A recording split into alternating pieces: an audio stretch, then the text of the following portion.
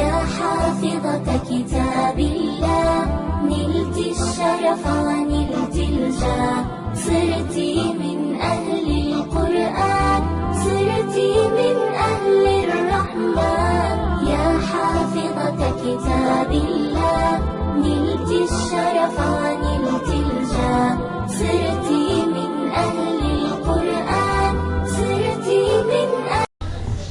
अस्सलामु अलैकुम वरहमतुल्लाहि वबरकातुहू। नाज़रीन, मैं हूं मोहम्मद शुएब सिद्दीकी दुआ इंटरनेशनल इस्लामिक एकेडमी से।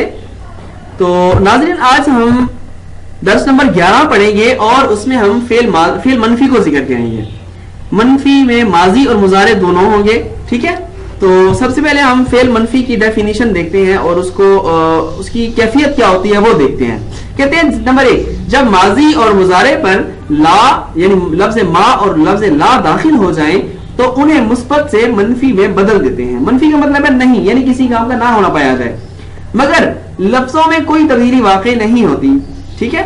उसके माना में तो चेंज आ जाता है, उसकी मीनिंग चेंज हो गया कि एक काम हो रहा था अब वो नहीं हो रहा, लेकिन उसके लफ्जों में कोई तब्दीली कोई चेंज नहीं होगा। जैसे एग्जांपल देखिए, फातहा से मा फातहा, अब मा फतहा उसने नहीं खोला, फतहा का मतलब था उसने खोला, और मा फतहा उसने नहीं खोला, यानी उसके मीनिंग्स में चेंज आ गया।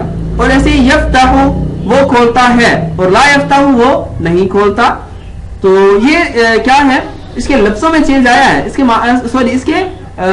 मानी में चेंज आया है, लफ्जों में कोई चेंज नहीं आया।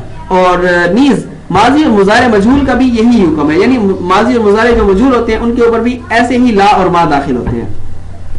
एक और बात कि जब मुजारे के ऊपर लफ्ज लम दाखिल होता है तो उसे जमाना मुस्तकबिल के साथ खास करके उसमें नफी की ताकीद के माना पैदा कर देता है।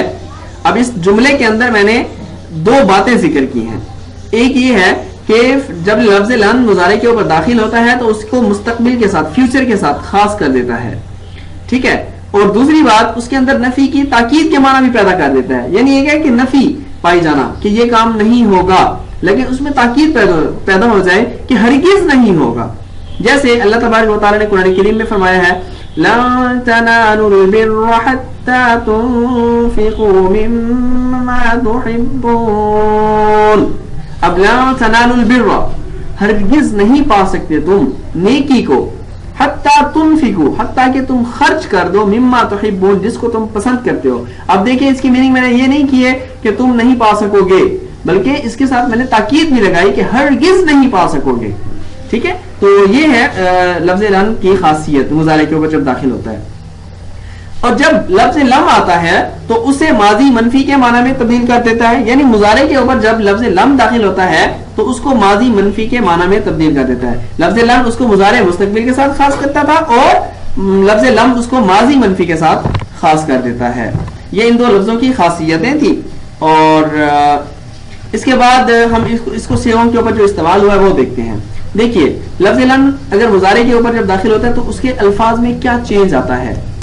देखिए, लफ्ज लम अगर मुजारे के ऊपर दाखिल होता है तो 5 सीगे, यानी वाहिद मुज़क्कर, वाहिद मुअन्नस गायब, मुज़क्कर और मुअन्नस, वाहिद मुज़क्कर और वाहिद मुअन्नस गायब, वाहिद मुज़क्कर हाजिर और मुतकल्लिम के दोनों सीगे, इनके ऊपर ज़बर दे देता है। जैसे लन यबरिबा, लन तबरिबा, लन तबरिबा, लन अबरिबा, लन नबरिबा, ठीक है। तो इसको क्या किया, उसने जबर दे दी, हालांकि ये यजरिबु थे, यजरिबु तजरिबु तजरिबु अजरिबु नजरिबु थे, लेकिन इसके ऊपर चेंज क्या हुआ, आखिर में जबर दे दी। और जो लम है ये अगर जब दाखिल होता है तो इन्हीं 5 चीजों को, जो 5 चीजें हमने अभी जिक्र किए, इन्हीं 5 चीजों में अगर आखिर में हुरूफ इल्लत में से कोई हर्फ हो, हुरूफ इल्लत जानते हैं आप, हमजा यानी वाव अलिफ और या, ये हुरूफ इल्लत हैं। इनको हुरूफ इल्लत इसलिए कहते हैं कि ये हुरूफ जब किसी लफ्ज के ऊपर दाखिल होते हैं तो उसको बीमार कर देते हैं। अलील का माना बीमार होता है ना, इल्लत, तो ये भी उसको बीमार यानी उसको कमजोर कर देते हैं। उसकी जो असल लफ्ज की कैफियत होती है, उसकी एक पहचान होती है, वो खत्म कर देते हैं। जैसे अब एक लफ्ज है यरमी, ठीक है, यरमी, अब इसके आखिर में या है ना, इसके ऊपर लम दाखिल हुआ तो क्या बन गया, लम यरमी, लम यरमी, वो या गिर गया, ठीक है। تو یہ لفظ لم کی جو لفظ لم کا عمل ہے کیا کہ آخر میں اگر حرف علت ہو تو حرف علت کو یہ گرا دیتا ہے، لیکن اگر آخر میں حرف علت نہ ہو تو پھر کیا کرتا ہے آخر میں جزم دے دیتا ہے. جیسے لم یضرب، لم تضرب، لم تضرب، لم اضرب، لم نضرب، یہ 5 صیغے وہی جو اوپر میں نے ذکر کیے ہیں، تو انہی 5 صیغوں کے آخر میں جزم دے دیتا ہے.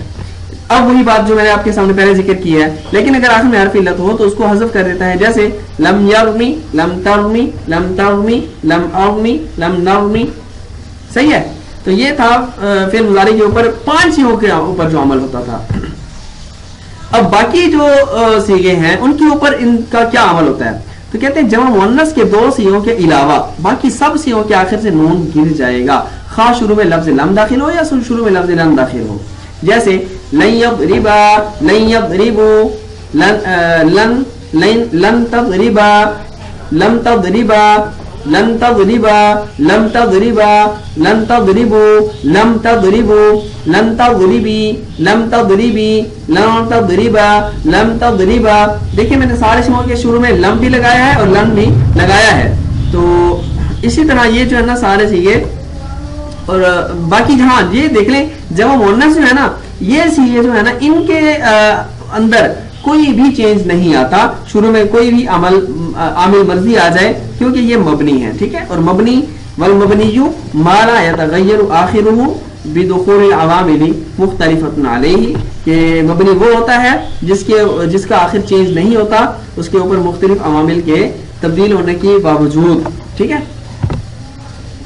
اور ناظرین یہ تو ہم نے آپ کے سامنے صیغے ذکر کیے ہیں. اب آپ کے ایک کرنے کا کچھ کام ہے، عربی میں ترجمہ کریں. ہم آپ کے سامنے جملے ذکر کر رہے ہیں، ان کو آپ نے خود عربی میں کنورٹ کرنا ہے. آپ نے اس کے اندر مضارع کا جو صیغہ ہے وہ آپ نے اس کے اندر فٹ کرنا ہے کہ اس کے اندر تاکید والے معنی پائے جا رہے ہیں، تو آپ نے کیسے اس کو سیٹ کرنا ہے.